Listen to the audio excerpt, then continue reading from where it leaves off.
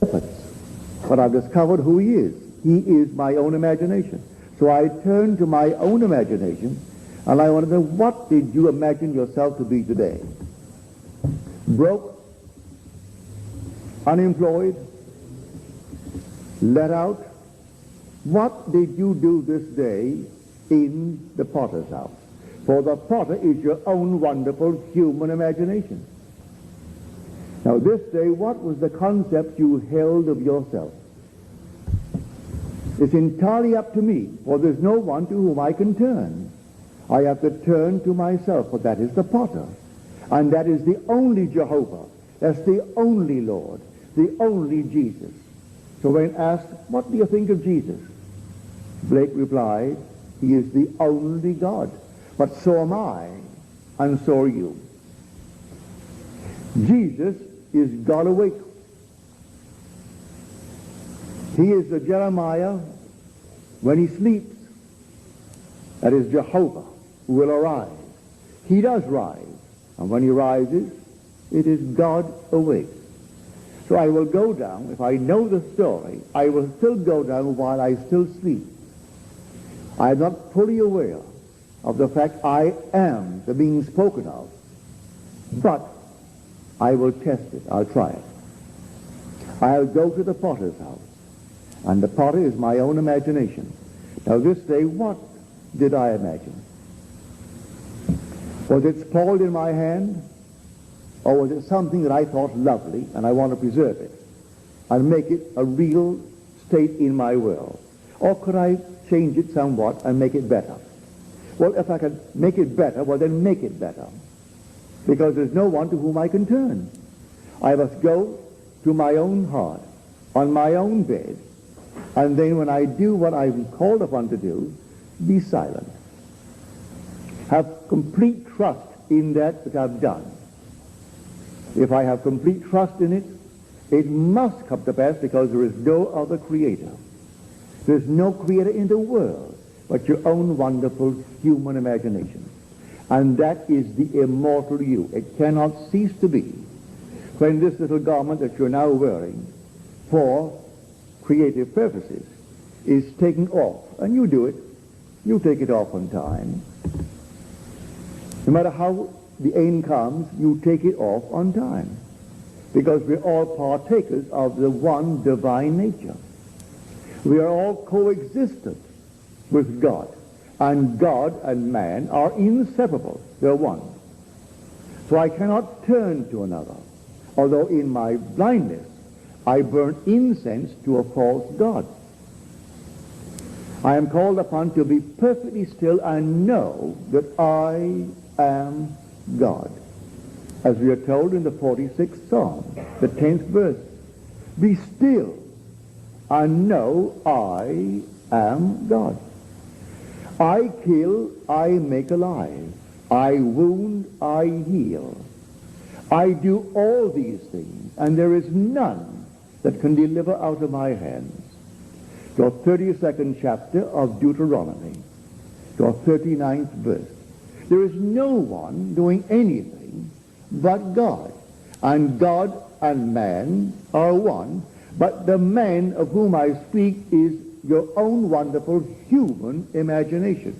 That's the real you, the immortal you. So in the book of Amos he asks a question. Does evil befall, does it really befall a city unless God has done it? Does evil befall a city unless God has done it? Now we know who God is. So all the horrors of the world that befalls us, God did it. But who is God? Our own wonderful human imagination.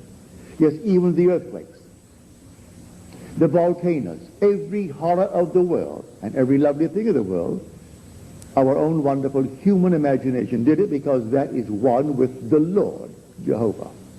That is one with God, and there is no other God. Now, if you think that is atheistic, well, you may think what you will, but I don't think you would.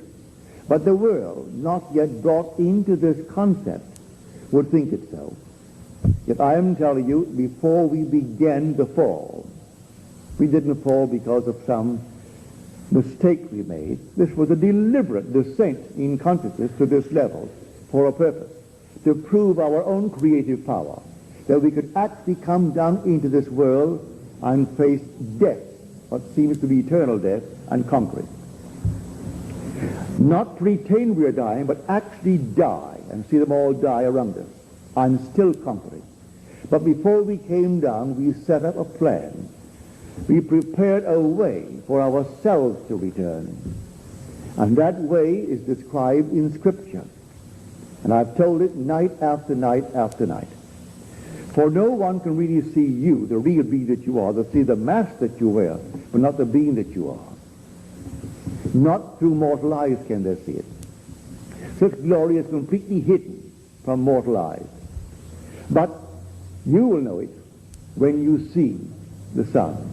That sun, the sum total of all the experiences of the world, stands before you, and then you know. Memory returns. He'll stand before everyone in this world, and memory will return. And then comes the final curtain when it comes down on all, and we are the brothers that we were before that the world was.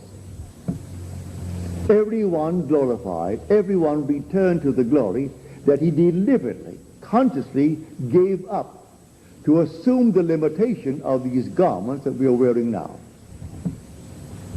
And we will not shirk it. And all the garments, all the weaknesses, we took upon ourselves. I am telling you from experience. Here, yesterday morning, it's 4, little after 4. And these very wise men, seemingly wise men, of the medical field, and then a woman, an attractive lady in her 40s, and she was a psychiatrist, also of the medical field, but a psychiatrist.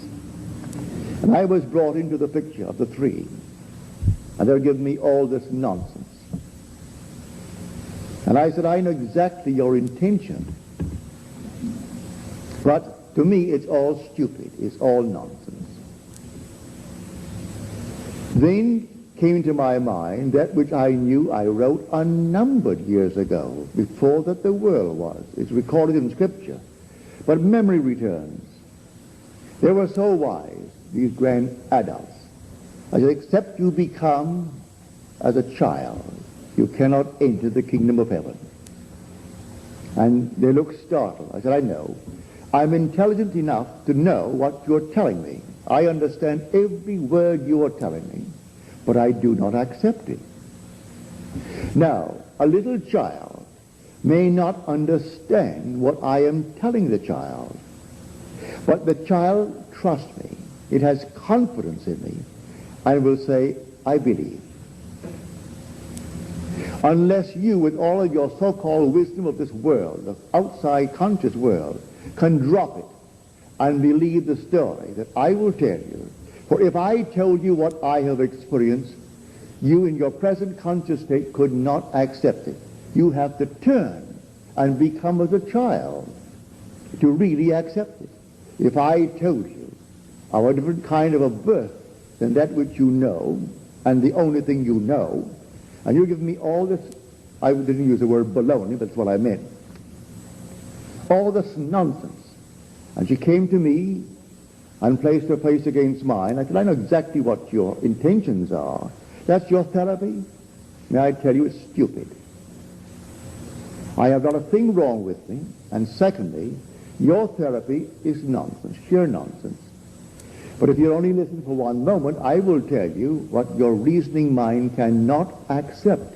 But if you'll become as a child, for I know from my own experience, I have a little nephew. He came through from Thailand recently. And he came over and I told him a story. He could not understand my story. But I said, you believe that, Roger? Yes. He believed it. He couldn't understand what I'm talking about, but he trusted me. And in trusting me, he believed it. So Blake, in writing his friend Samuel Palmer, he said, you could see what I see, but you do not trust or cultivate it. All you have to do is to simply work up imagination to the state of vision.